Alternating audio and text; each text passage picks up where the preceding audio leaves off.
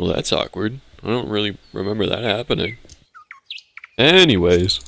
So, a lot of people have the consensus that the internet horror genre has been quite oversaturated lately, and I have to agree. It feels like I get recommended a new, "This is the best analog horror I've ever seen," or "brand new creepypasta iceberg." And don't get me wrong, I'm not knocking any of these videos. Some of them are genuinely good, but people are starting to roll their eyes with the amount of just spooky sludge that's being thrown around lately, and it seems like Halloween has just enhanced this. And yes, a lot of that sludge is quite delicious, but a lot of it is also overdone. And even worse, a lot of it panders to children.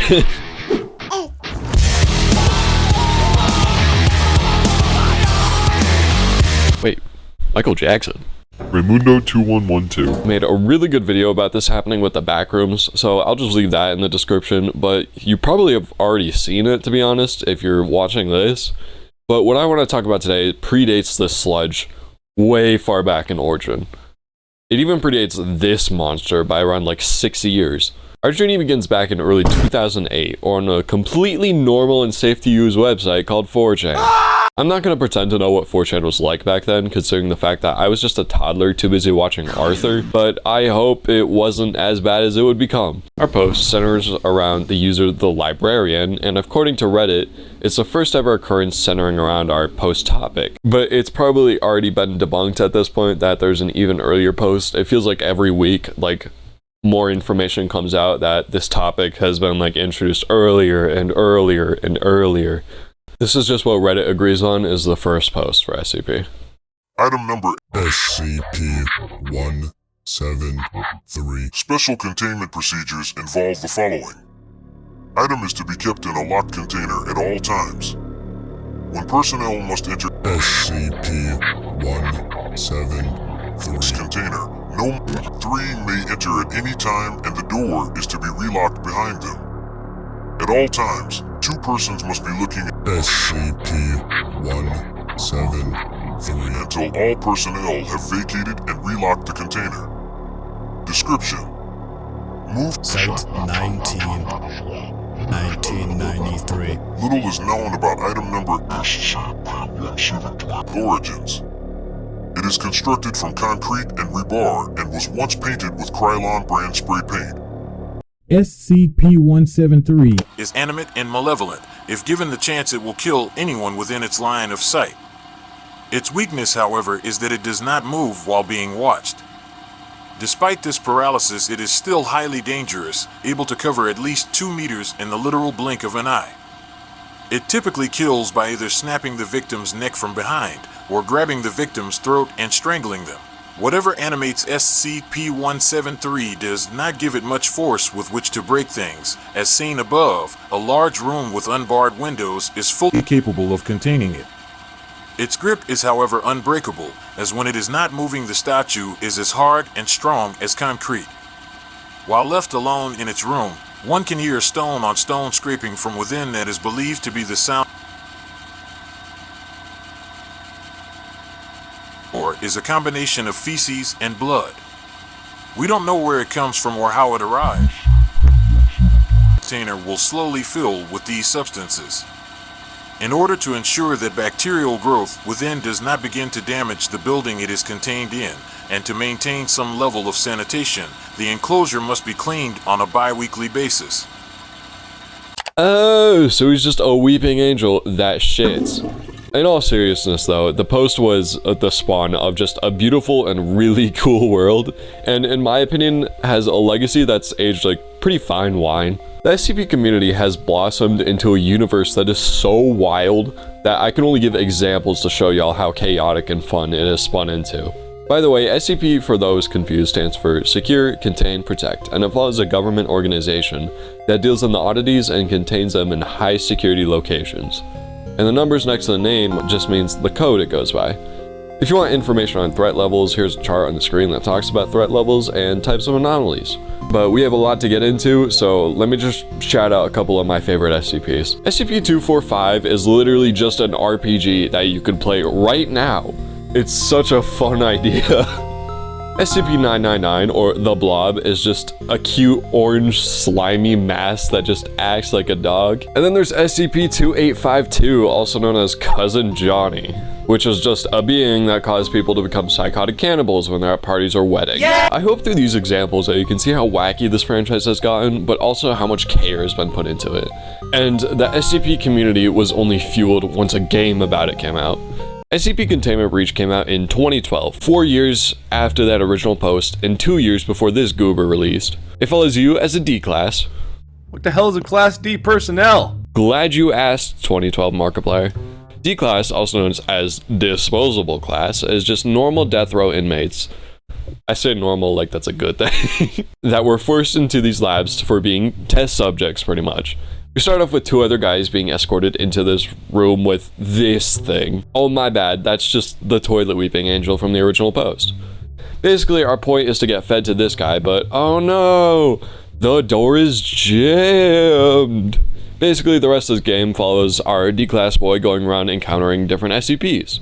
I'm gonna wait to talk about Containment Breach as a whole separate video, depending if the one of the 2 of us, or even both of us, do a video on it. Punch him in the dick. I don't think he has a dick. In the meantime, if you want to learn more about it, Markiplier has a whopping 67 videos that span over 8 years in time.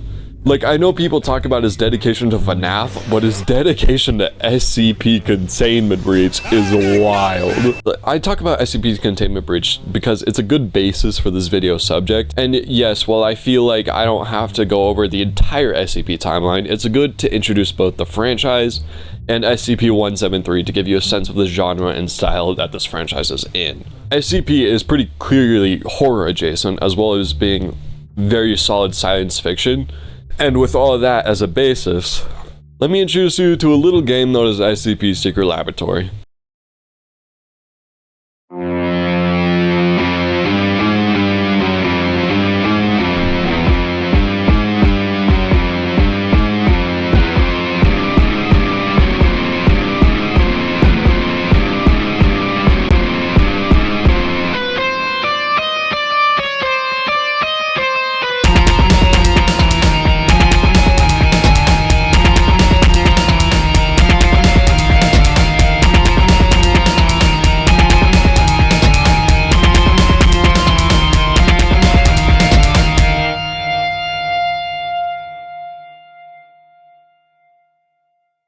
First off, I just want to say hi, y'all. It's been quite a bit. I know I said in the Xenomorph DVD reveal trailer that I might want to switch to doing webcam videos, but honestly, I don't think I'm ready for that yet. Like, I still have a face, I swear, but like, I just think I gotta give myself a little bit more time. And it allows me to be more creative if I just use an avatar with my editing and stuff. And also, social anxiety. Also, I got the incredibly weird idea to make a song out of nowhere. I kind of made it for the intro that y'all just saw, but I also just kind of made it for fun. This is really my first ever endeavor into music. I still don't know how to play any instrument at all. But if you want to check out the song itself, it should be in a separate playlist called Music in my playlist tab. It's called Acid's Theme. It's unlisted because, like, I don't feel like I should take up a main post just to post the music. If you want to check it out, it's there. You don't have to. But if you want to leave your thoughts on it, just comment on that video. I would love to know people's thoughts on it and what areas I can improve on making music. But with one more thing, I'd like to give Fen an official warm welcome to making videos on the channel. If you haven't yet, go watch his video about Monster Hunter. He put a ton of dedication into it, so go put some support into him. You could stop breathing without my neck, Squidward. I wonder if there's like a recent change. SCP Secret Laboratory follows the same concept as Containment Breach pretty much, but the difference is that it's multiplayer. You, your friends, or just straight up random people can play as these SCPs and hunt down literally everybody else. With it being played, Secret Labs are made for around 10 to 30 people, but since it's impossible for me to have that many friends, I just played with a total of 6 to 7 people, and it was honestly just as fun. Right when you load into the menu, you're greeted with the frankly awesome menu music and a very good menu display actually. It's super simplistic and straightforward in pretty much the best ways possible. Really, the menu is designed to be a menu. It's not this overcomplicated, oh, I'm looking for the next show on Hulu type of thing. Seriously, I want to make a whole video just ranting about that. Fen had the best comparison. He said it looks like the YouTube Kids app whenever you look in the Fortnite menu. You have your news page with links to all the other sites, and if you want to know, Secret Lab was made by Northwood Studios, an indie company, with this being their only game so far. And honestly, I feel like they've been able to cement themselves in the horror community with just this game. And they did it as an indie studio with a free game. Secret Lab currently has over 170,000 reviews, with the 90% of people recommending this game on Steam. That's pretty damn good. Update rollouts have been pretty slow, but honestly, I don't blame them for that at all. The formula that they found with this game works so well, and I feel like doing something like adding a new SCP or new items might just throw off the balancing act for this game. On the other hand though, the studio seems very on top of fixing bugs. They have state of game pulse surveys, they do community events like art contests, just overall a very good studio. If you head over to the servers tab, you get a very well list of public servers. It's been a bit since I played public, but from what I remember, it can either be incredibly annoying or incredibly funny. You have to get out of this game in order to... Yeah, it's a hold R. I don't trust you. That guy I can trust over there. That guy behind you. Why are you attacking me? That's like the worst idea. The public community is a weird blend of like FNAF Zoomers and internet horror veterans. It makes us feel like I'm in this limbo of just internet horror, and then somebody blasting Yeet or somebody with a Captain Price voice changer just comes blasting through the door. It's also really important to mention that this game has prox chat, but you probably would have assumed that by now by what I'm talking about. But the public in this game is most likely going to activate your hoorah beat 'em up squad brain, and it's going to make shit chaotic real fast. Hey, oogala boogity.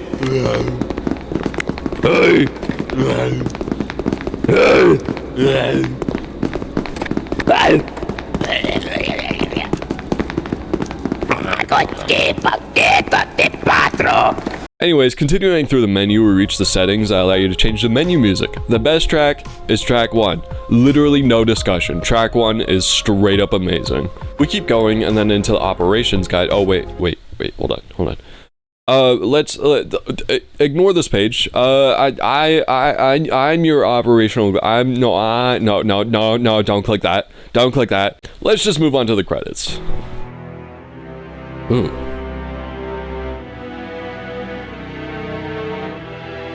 This menu music's pretty cool.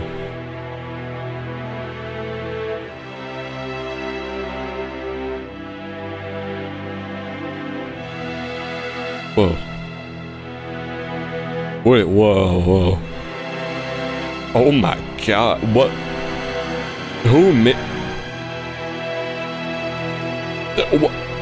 Who went so hard with the menu music?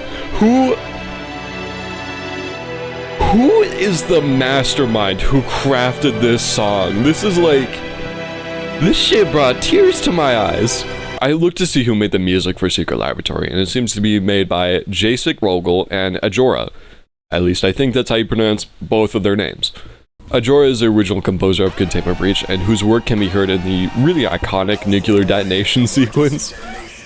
If you don't know about that, we'll learn more about it later. Jacek, on the other hand, made most of the rest of the soundtrack, including that credits theme. It's called A Final Flash of Existence, Orchestral version, and it is just so good, dude. They say they might include it in-game, but genuinely, I don't think my heart could handle it. Anyways, the last tab is just the quit option, so that pretty much covers the menu. There is something I do want to show y'all real quick. I feel like there's a lot of confusion on how you create a server just to play with your friends. So I just want to show y'all how I do it with just a simple guide. First, you're going to want to open up console, which should just be that little squiggly line button under your escape button. After that, you want to type in host, and then it'll say starting a dedicated server. You want to close that, then click create anyways. It loads into a match, and then you're going to want to open console again, type IP, then the code that pops up is what you're going to want to send to your friends. As far as I know, this is the viable way to start a server just for you and your friends, but genuinely, if anybody from Northwood is watching and actually disapproves of this way, just comment and I will totally cut it out of the video. I really don't want to use unsupported ways of making servers. Anyways, continuing our little tutorial here, if you want to get admin, you want to go into console and just type in admin me. After that, you want to close admin and then press M unless you change your keybind for it. Now you have remote admin access where you can change roles, open and close doors, give people items, and also talk through Cassie. Which, for people who don't know, Cassie is an intercom system that allows in-game alerts to happen. You're like the best person ever. Aw, thank you, Cassie. I have no friends. I want to say something. Oh, I can't close the door.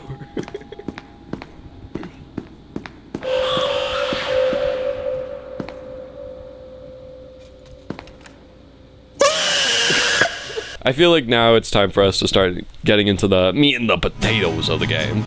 I feel like to introduce the premise of the game, I should introduce the roles. We'll go more depth into each of them later, but for now, I'll just give a brief introduction. Roles are divided into 3 separate categories. Inside of those categories lie every role in the game, pretty much. Let's start off with the first one, which is Foundation Personnel.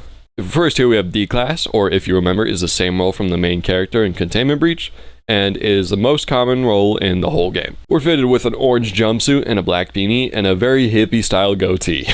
Like Soink Scoop, those civilians were unarmed. Our main priority, oh Jesus, my voice. The main priority of D-Class, or D-Boys as we nickname them, is just to pretty much escape. Next we have Scientist, whose goal is also pretty much just to escape. Look at that beautiful mustache, though. And the final member of the Foundation personnel is a facility guard, who's just supposed to help some scientists and potentially, if they're friendly to D-Boys, escape too. We'll get more into the politics and factions of this game later. 369 girls wanna drink wine. Tell them I not to. Next category is we have Militant Forces. The first of the two we have MTF Epsilon 11 Nine-Tailed Fox. I know that's a bit of a mouthful, but for short we just call them NTF. They act as a failsafe for the site, meaning basically if the Foundation fails in capturing SCPs, NTF will be called in to help the situation.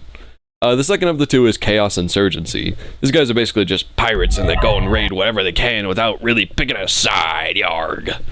The final category of roles is SCPs themselves. The first one is SCP-049, also known as the Plague Doctor. He basically just infects people thinking he's actually curing them until they turn into zombies. Next we have SCP-079, which is also known as a computer, and it's a hyper-intelligent AI with the emotions of a 6-year-old.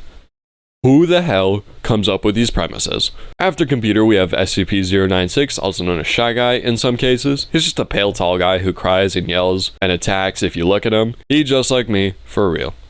Next is SCP-106, nicknamed Old Man, and he's a withered man that could just turn into a pile of goo and send you to the Shadow Realm. Second to last is SCP-173, also nicknamed Peanut. He's the shitting weeping angel that we keep talking about. And finally, we have SCP-939, nicknamed Dog.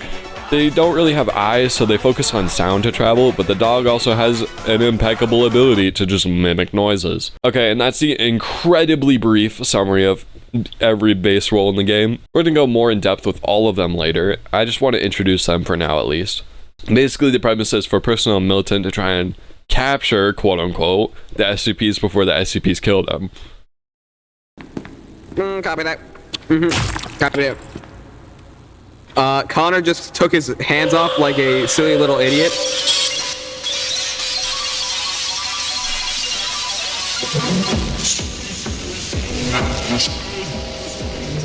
The map is very simplistic, but it doesn't really get boring in situations. The map uses randomized seeds to generate the layout of levels to keep it pretty fresh for every round, to be honest. The overall map itself is split into 4 different sections. Section 1 is called Light Containment Zone. This is the very bottom of the lab. This is where D-Class, Scientists, and SCP-173 spawn. People who spawn in the area have 15 minutes to get a proper keycard, open security doors, and escape through elevators. And if not, they will get sanitized more than a germaphobe who just touched a public bathroom door. Hey, so I just want to pop in real quick. This is me editing right now. I was looking for funny photo for that edit, you know, like, cause like, oh, funny germaphobe bathroom touching door thing. So I look up bathroom door stock photo, and you know, most of them are pretty normal, I'd say, besides like some pretty odd ones. And then there's this one. What the fuck is this? Who's looking for women's surprise toilet while male hand opening bathroom door stock effector? What is this? Like Containment Zone mainly consists of maze-like doors and hallways, with the occasional room you'll come across. Like Containment Zone has 2 entrances/exits that both have security gates that require keycards with checkpoints access to cross through them. From there you reach the elevators where we leave Light Containment Zone and head into Section 2, which is labeled Heavy Containment Zone and is probably the biggest chunk of the map. It's filled with more hallways, this time they're a lot more bunkery though. And overall, this is usually the area where you're most likely to die. Having similar doors to Light Containment Zone, Heavy Containment Zone also feels very maze-like, but in a sense, much more deadly. Every single other SCP spawns in this area, and you will 90% of the time encounter one of them.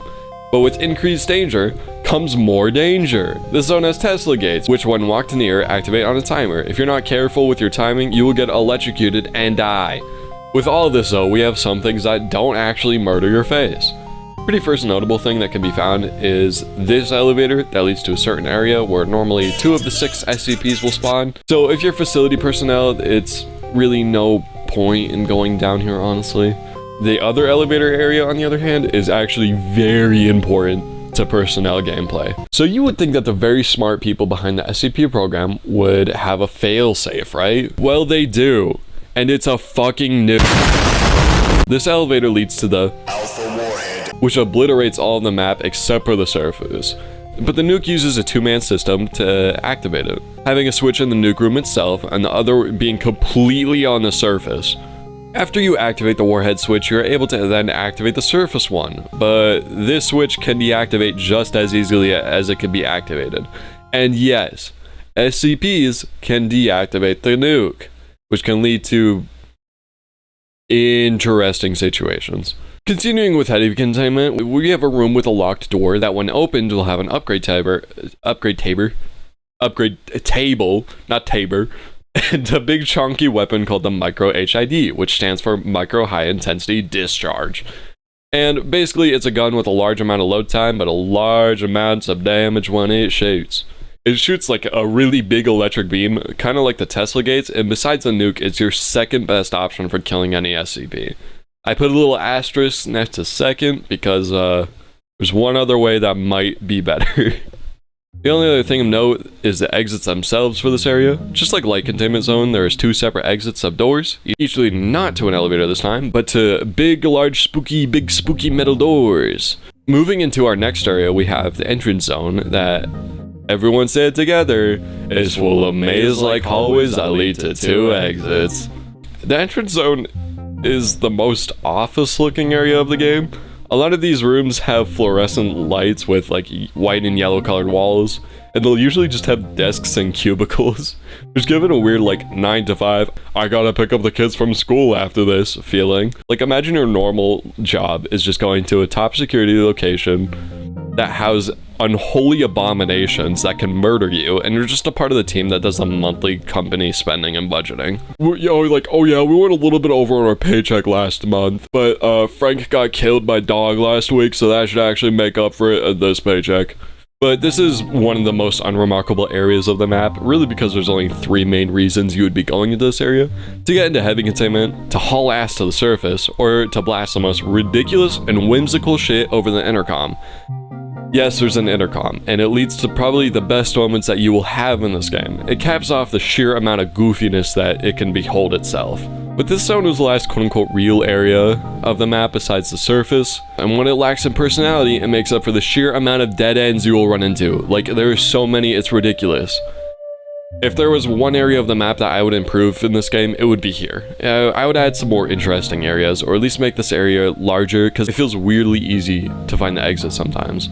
With the next 2 exits though, you will need actually a keycard to exit these, and not any keycard, but one specifically with the little exit square highlighted on it, or else you physically cannot escape.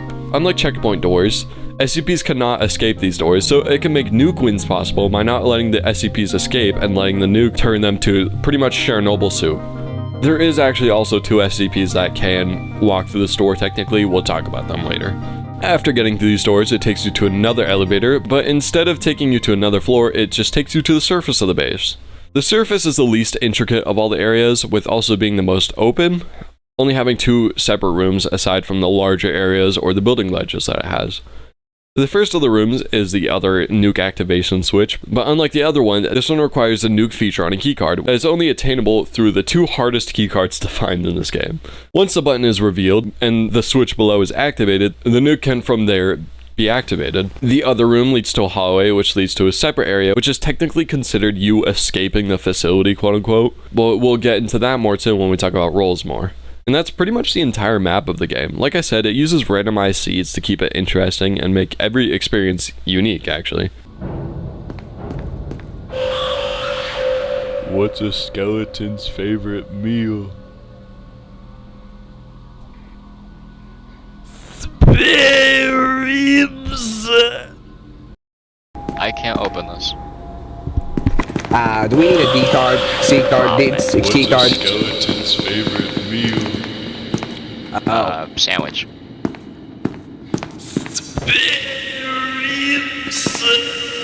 Oh my god. He's so right.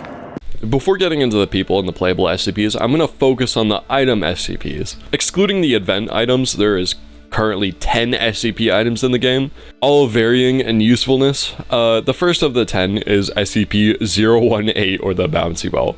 This thing is the most deadly SCP in the game, and I include playable SCPs when I say that. 18 is a bouncy ball that whenever thrown gets faster with every bounce until it will literally break doors and murder anybody in sight.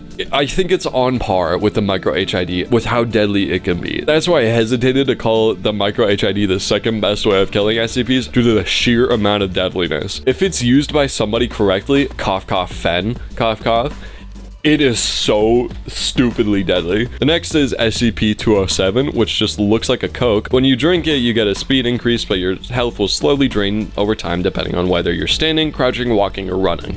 SCP-244 is a vase that when activated can send a room into a light blue icy fog that will damage you if you spent a quaint amount of time in it.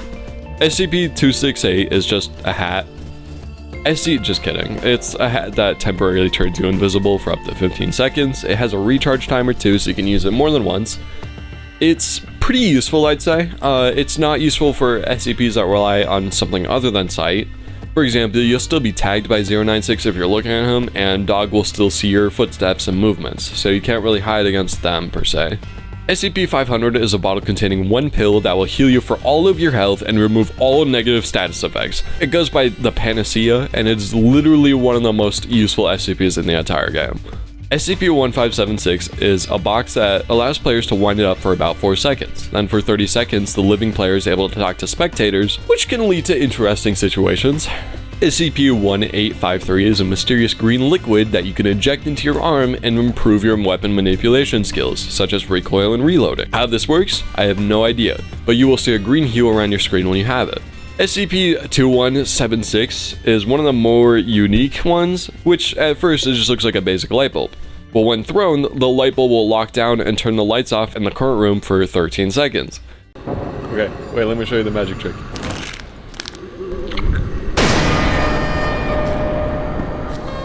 Ta-da!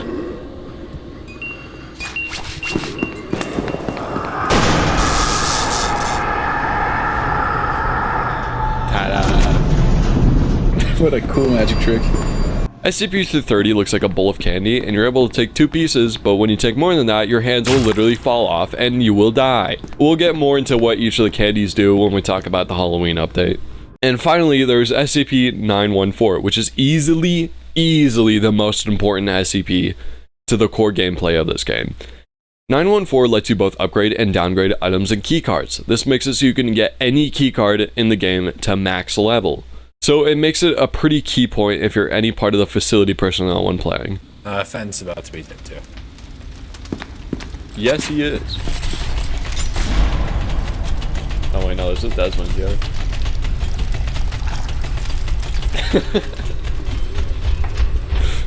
Well, that's a funny coincidence, ain't it? Damn.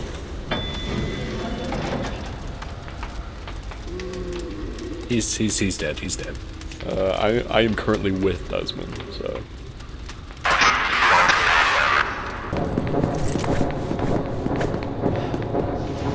With everything I'm fine. I'm fine. I'm good. I'm dirty. I'm fine. I'm good. Oh, boy.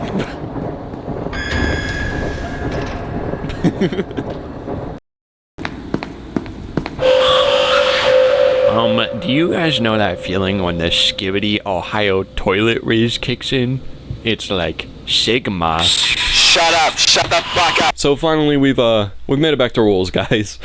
And what better to start off with than back with facility personnel. D-Class spawn in a series of cells in light containment zone and will start with absolutely nothing. Basically, their best option is to either find a facility guard / scientist and follow them, or look for a checkpoint keycard or a lesser keycard and upgrade it with 914.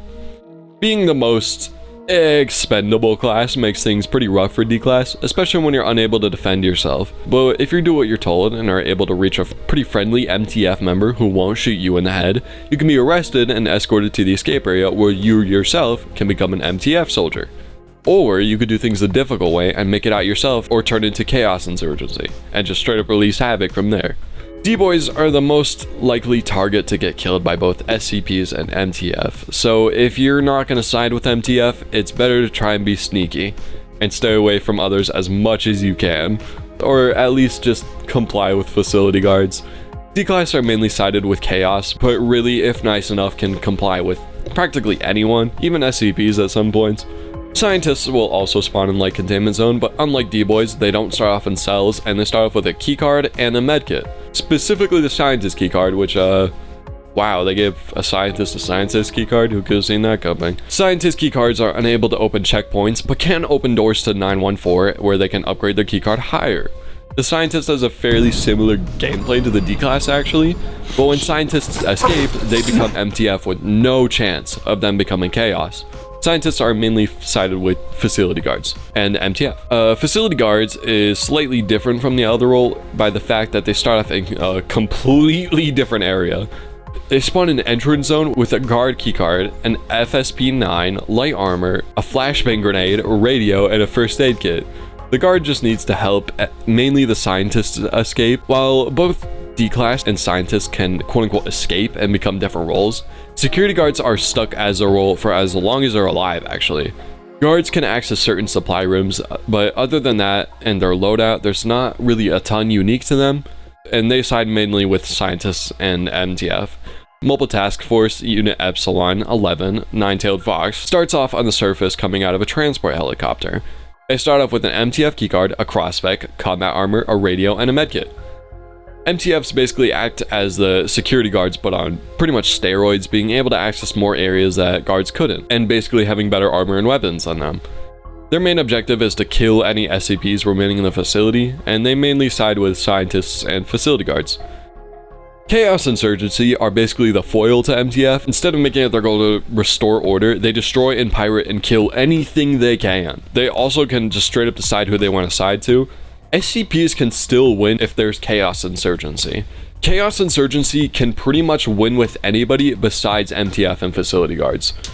And they can choose to win with the SCP if they want to, or they can choose to kill the SCP. Chaos as a loadout when they start off usually consists of a Chaos Insurgency access device, which is pretty much just a fancy keycard, an AK, combat armor, a first aid kit, and painkillers. And normally their only allies are D-Class. Fuck off, you dumb bitch. Fuck off, you dumb bitch. He never actually arrested me. Okay. Yeah, that was a real magic trick all along. He's shooting me. Oh, dang. You're not the teammate I expected.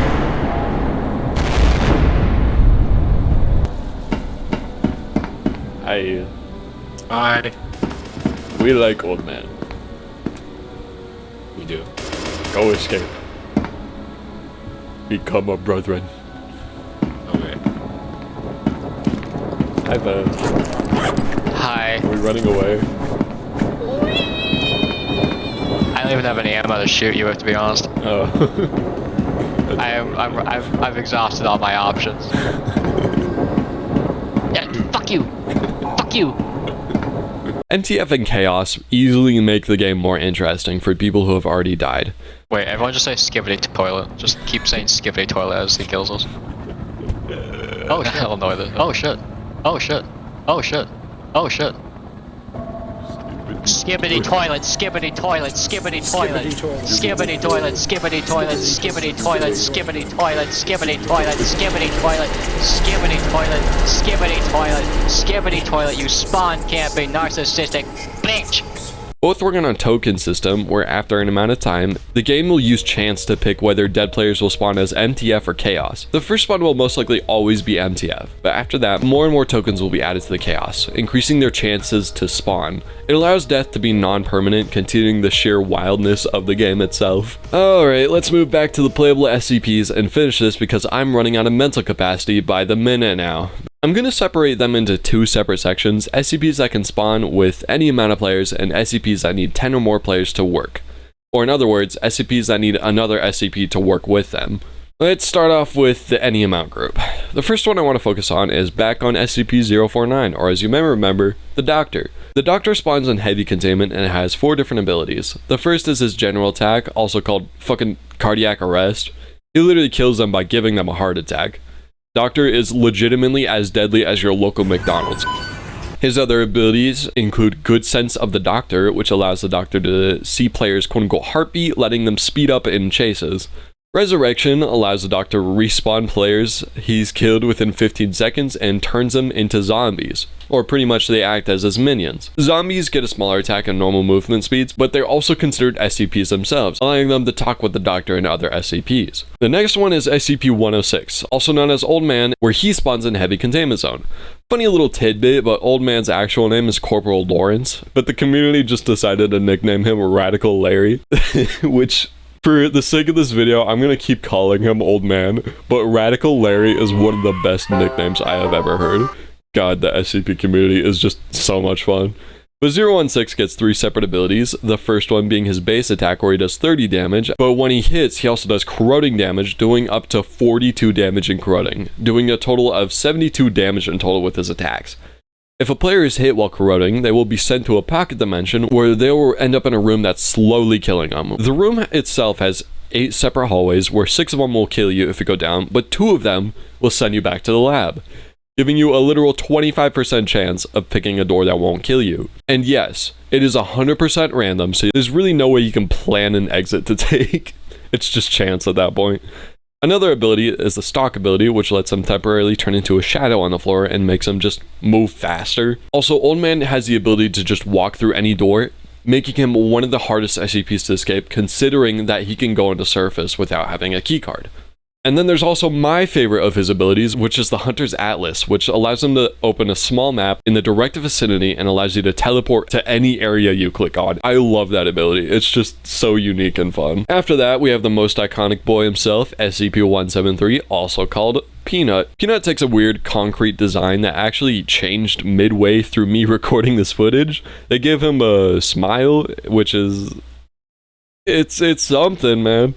But 173 actually gets 4 separate abilities, the first one being Neck Snap, which is the closest thing to his M1 attack. For when nobody is looking at him, he can snap people's necks. This only works when nobody's looking at him, however. Now, if you're thinking, oh, I'm gonna be a smart guy and just stand here and stare at him while my buddy goes up behind him and points a big pew-pew at him. And that's where the second ability comes into play, which is called the Blink ability. Whenever anybody is looking at Peanut, a 3-second timer will start, and when that timer ends, Peanut can teleport within a certain range of 8 meters, representing a sort of blinking, quote-unquote. If Peanut teleports right on top of a player, it will automatically just snap their neck, making him one of the best SCPs in the game. The next ability is Breakneck Speeds, which allow Peanut to move 1.7 times faster and blink 1.8 times farther.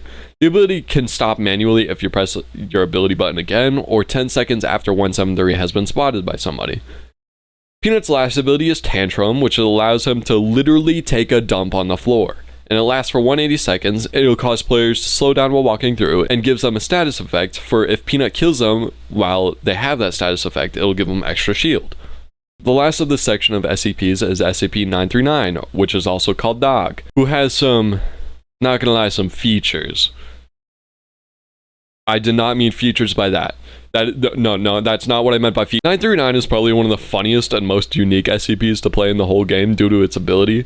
The first thing to mention is that 939 is practically blind, so whoever is playing them will see in black and white and can't see players unless they are very close. However, 939 can see noises, if that makes sense. 939 can see red marks from gunshots, doors, footsteps, and more. For players to counter this, they must use the crouch ability, which isn't really crouching, but it silences players' footsteps and makes them move much slower. 939's M1 has a much faster DPS of 0.6 seconds, which is incredibly fast for an attack. The next ability is the focus ability, which allows the dog to get a higher FOV while making them lower to the ground. This gives them increased range of perception, but also focus can help them lead into their next ability, which is the lunge ability, which launches the dog for up to around 11 meters, doing 3 times the damage of normal attack. Dog also has silent footsteps, making the only way you can hear him is through his breathing, unless the dog uses a sprint ability. If the dog sprints, they have around 13 seconds before their stamina bar just fully drops, and then it'll recharge after a couple seconds. But while the dog is sprinting, you can hear the chonky ass footsteps, and trust me, they are loud. But its next ability is easily the funniest one. 939's final ability is called Mimicry.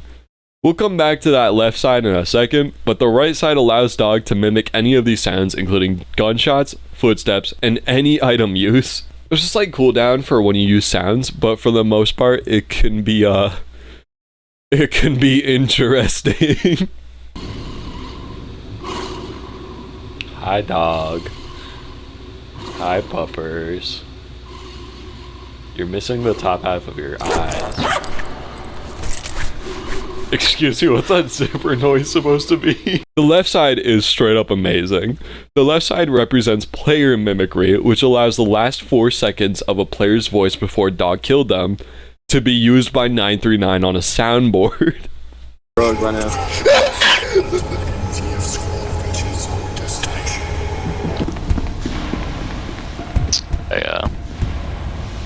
A bunch of stuff spilled out. I'm trying to pick it up. You bitch.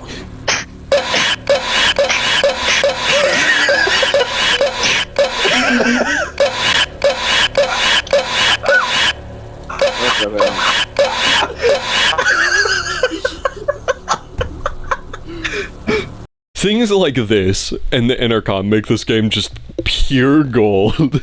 Epsilon 11 designated. Bravo 15 has entered the facility. All remaining personnel are advised to proceed with standard evacuation protocols until an MTF squad reaches.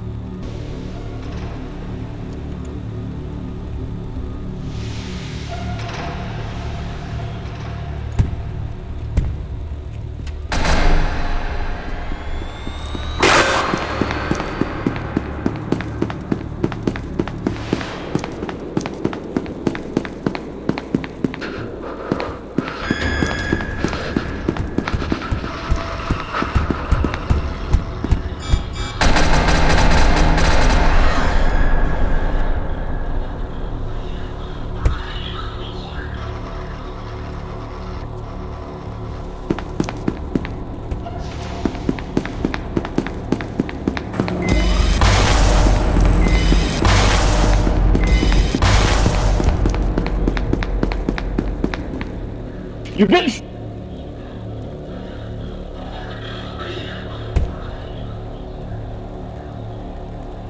You bitch!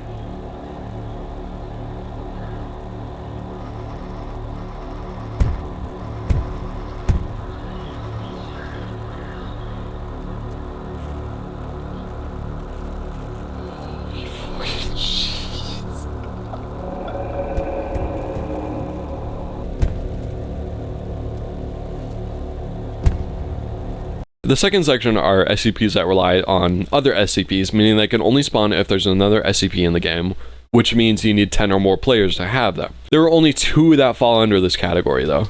The first one is SCP-096, also called Shy Guy.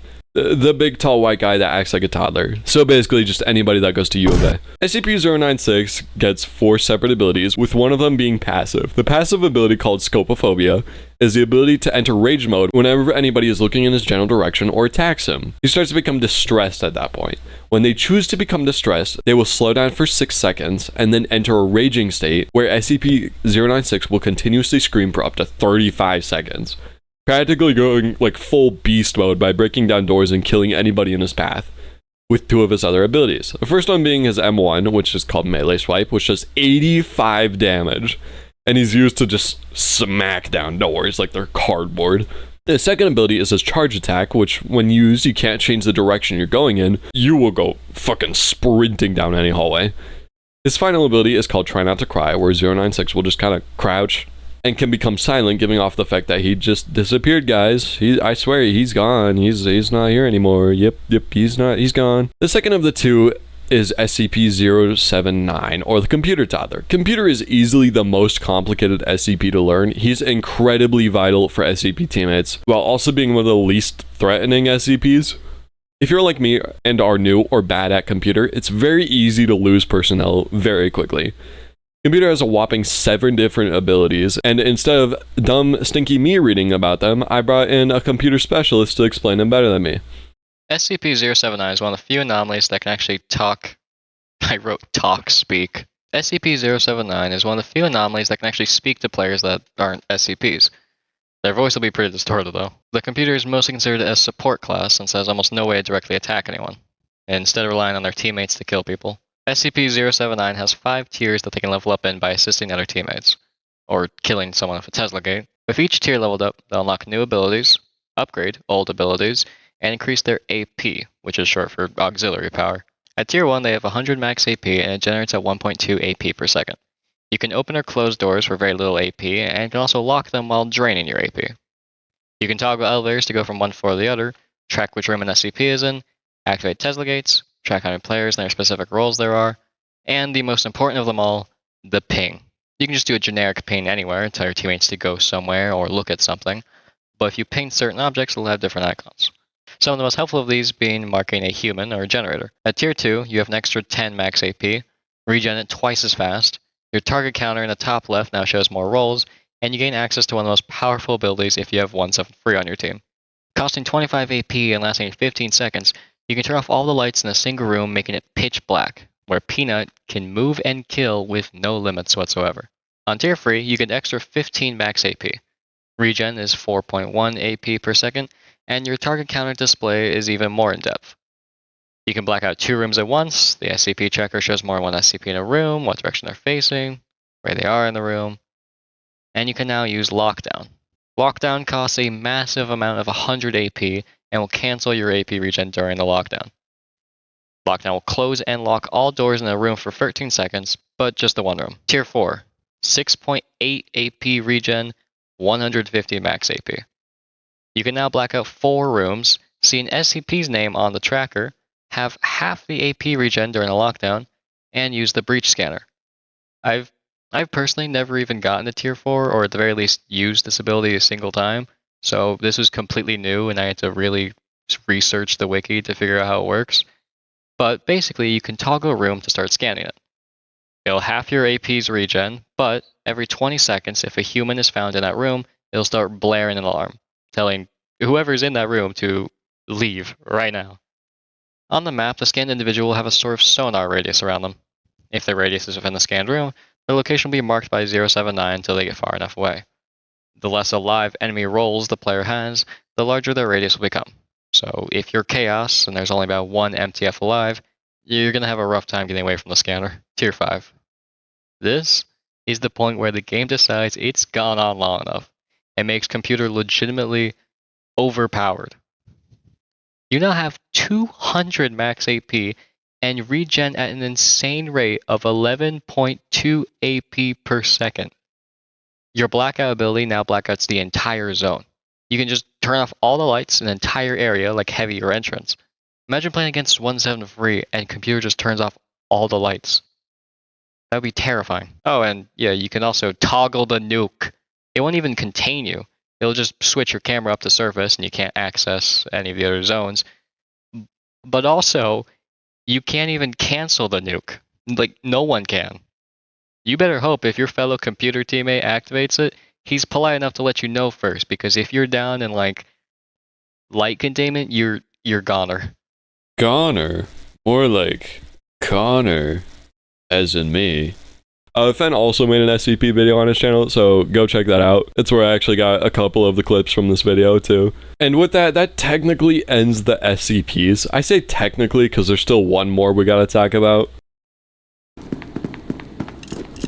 It's me, the Scourge of the Seas! It's me, the dead pirates man! Oh, look at him go! He's running and he's killing. Oh, look at this! Oh, there's going to be so many stories for me to tell. Oh, my boys on the ship whenever I get back to my ship later. Oh, pirates! Oh!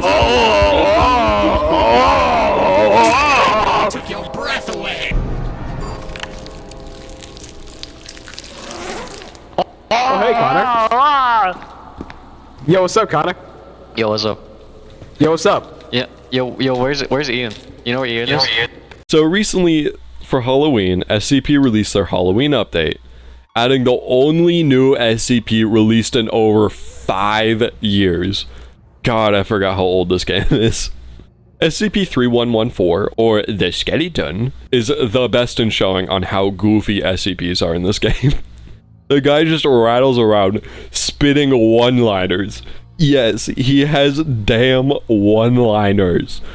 Oh, that's depressing as fuck. I'm going to Skeleton wring your gets technically neck. 6 different abilities, although some of them are pretty basic. The basic ones like Sprint and Sneak, which are just human abilities that are transferred over to the Bone Zone. Catch These Hands is the Skeleton's M1 attack, which deals a small 10 damage, but has a half a second cooldown. So what it lacks in size makes up in speed. But his second ability, Strangulation, just allows Skeleton to kill you without you being able to do anything. The only way he can be stopped is either if the Skeleton decides to stop choking you, or if somebody else attacks the Skeleton when he's choked. A lot of people have issues with this attack due to the fact that you are practically helpless if you get caught alone. There's literally 0 chance of escaping this attack on your own. And I have to agree with the issues. I feel like this needs to be reworked a little bit so you can kind of defend yourself. Skeleton's other unique ability is to become the imposter, meaning he has the ability to steal people's skin and wear it up to 2 minutes and 30 seconds. Natural corpses can only spawn in the skeleton spawn room. Once those are used, the only way to find corpses is by killing other players and stealing their corpse. The final ability is skeletons in your closet, which basically means that when a skeleton is human, it can use keycards.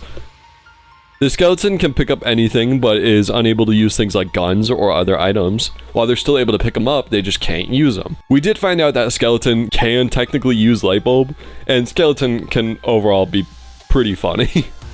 The other thing that changed during this update is SCP-330, or the bowl of candy we talked about earlier. Basically, all the candies got changed and new candies got added, so I might as well talk about them briefly to explain what each of them do. The red candy makes it so you just breathe fire for a couple seconds. The yellow candy makes it so you're super fast, but you're also forced to run. You can't stop when you're using it.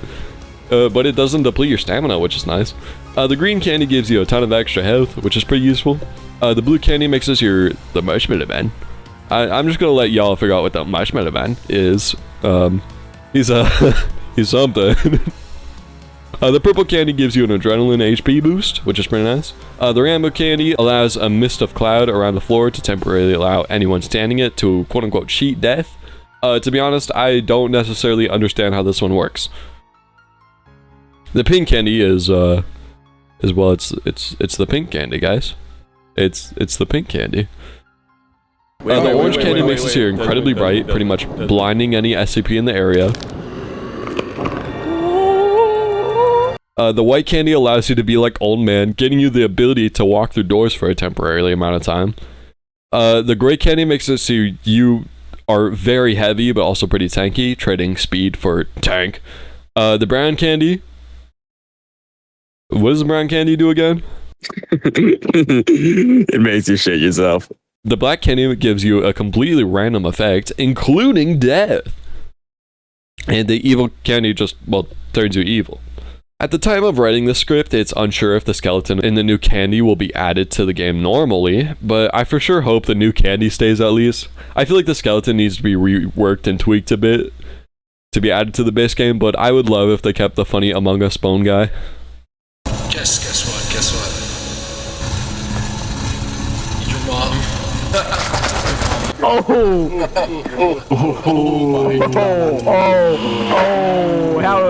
That bitch. Bitch, you ain't gonna. Man, you can see the speed on his eye. Oh, yeah, you can see him right now. He is seething. He is zooming. The last thing I want to talk about is kind of a separate mode we came up with while playing. Basically, the only SCP in the game is Peanut, and everybody else gets flashlights. After around a minute, I turn all the lights off. I set this up with Fen, since for this mode to be fun, you want to have somebody who won't take the game too seriously and instantly murder everyone. It is very easy for Peanut to win with the lights off. We decided that Fen would be pretty much a Michael Myers main in Dead by Daylight and stalk his prey for a bit before going into the kill, and the effect it gave was absolutely terrifying. Good morning, USA. I got a feeling that it's gonna be a wonderful day. The sun in the sky has a smile on its face, and it's a salute to the American race. Oh boy, it's well to say, good morning, USA. Good morning. Oh, somebody. Who's shadow all over the floors? Ah! Where? Oh, there.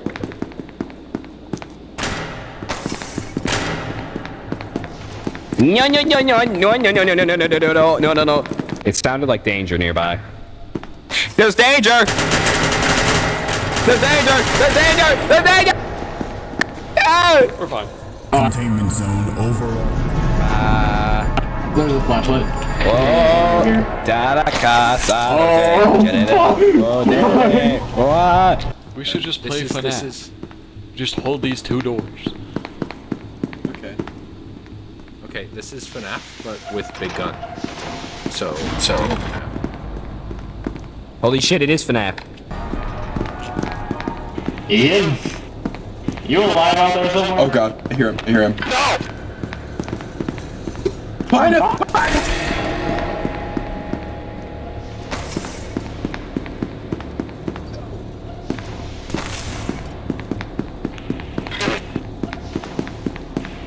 I hear an echo. Oh, that's just a radio on the floor.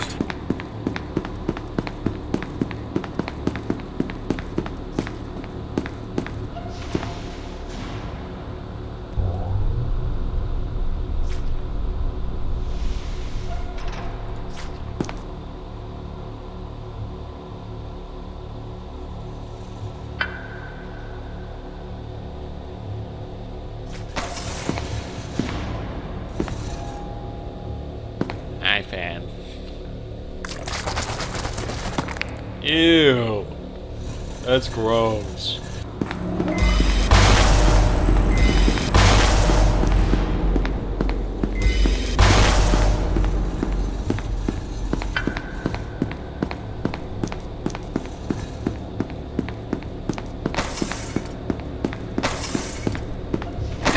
Shit.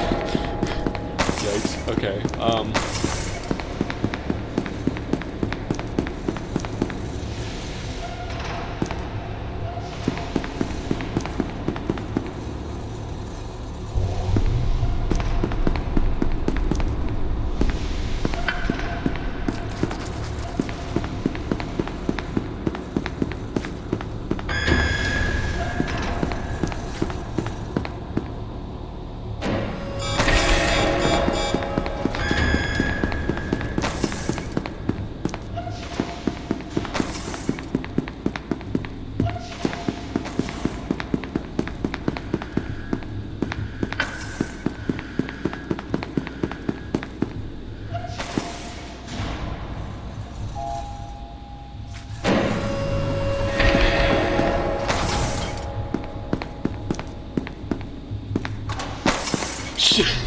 Damn, no, please, please, no.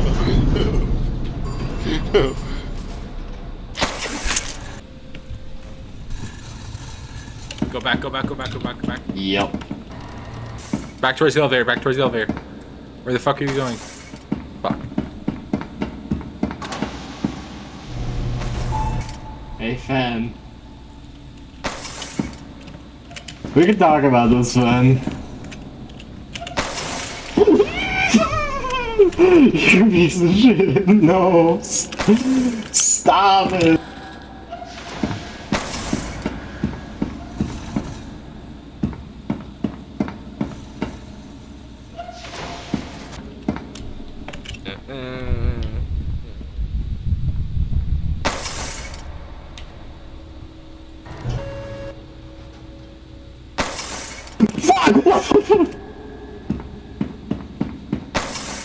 No, you can move that fast, fuck!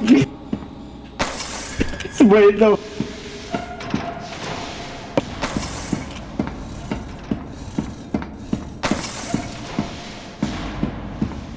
Stop it! Stop it!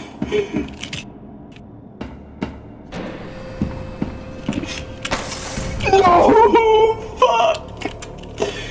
No, man!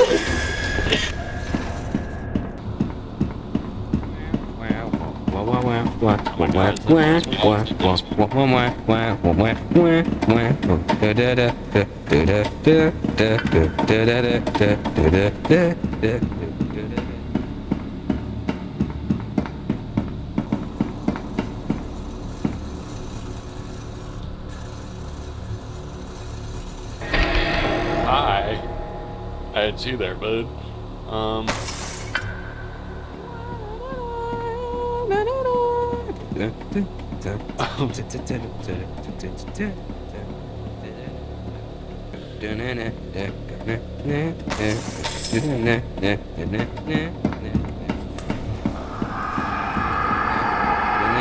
Yo, holy shit, I brought power back! Yo, I'm cool!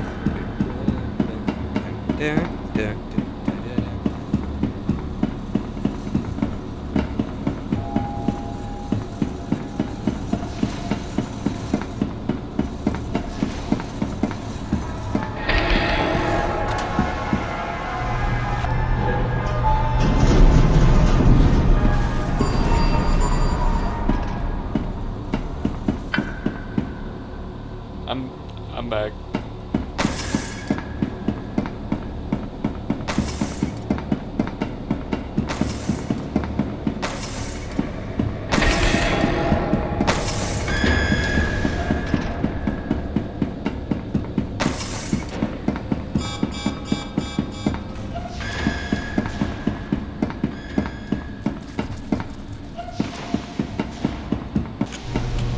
Does that mean if we do that, we'll get away?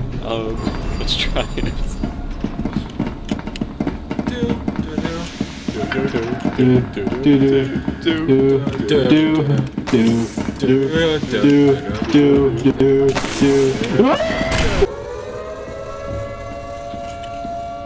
It's me! It's me! It's me! It's me! It's me! We made an agreement, remember? I'm trying to get out of here, just like you. Thank you, sir.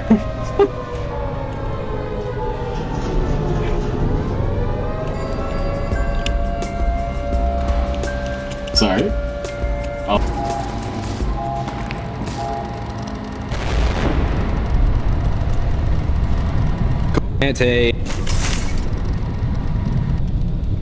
Is cheese sandwich? Ooh, oh no, I don't understand this. Real cheese Obama sandwich. You would be when you. Never mind. Hello. Hi. Hey, Connor. Do you know where 914 is by chance? Uh-oh. It's not a noise. Uh-oh. Just gotta. Oh, Okay. Hi. Sir, I'm just trying to find some candy. You fucker. Hi. Oh, is that the smartest idea for you? How you go?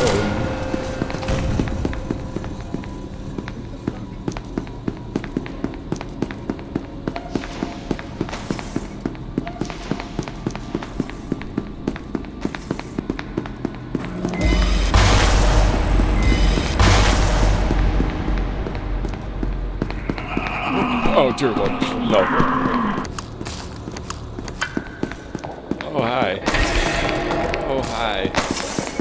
Oh, hi. Oh, hi. Oh, hi. Oh, hi. Oh, hi. Oh, hi.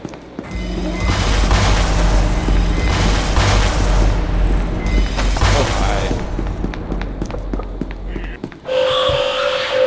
Yeah. Yeah. Yeah. Yeah. Why, hello there, friend. Did you know that you can actually...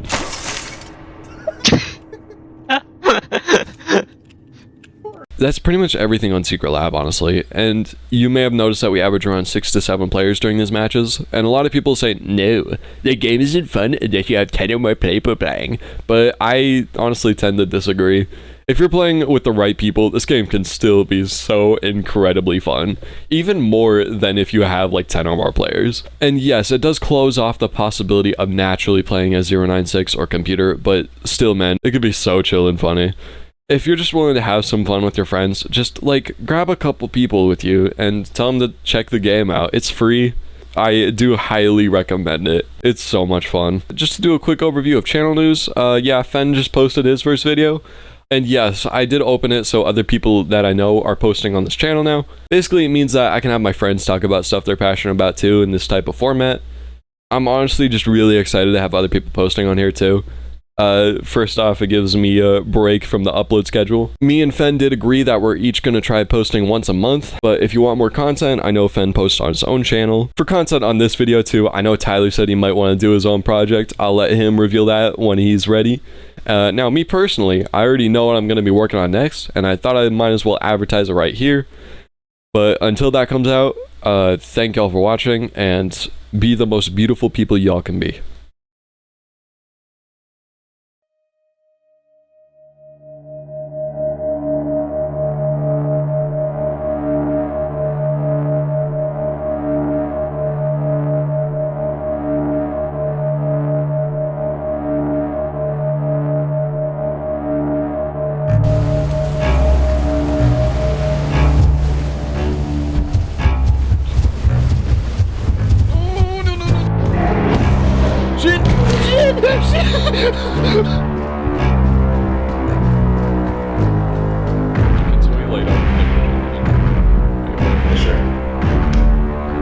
It's good. He's right there. Balls, no balls, no balls.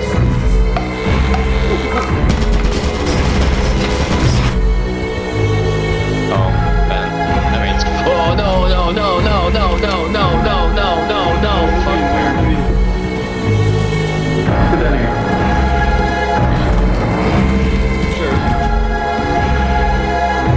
Go. Don't go.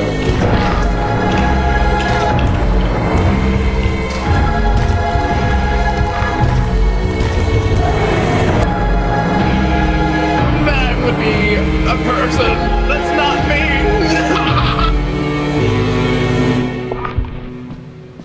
Ben? Ben and Connor, maybe? Both of them? Connor.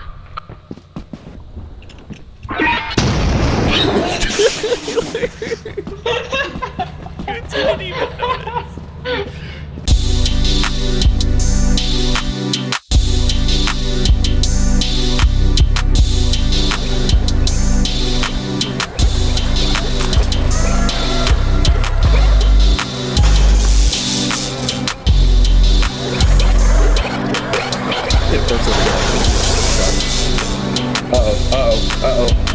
How's that possible? How's that possible?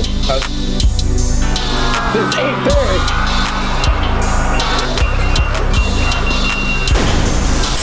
Ooh, oh no, I want this real cheese Obama sandwich.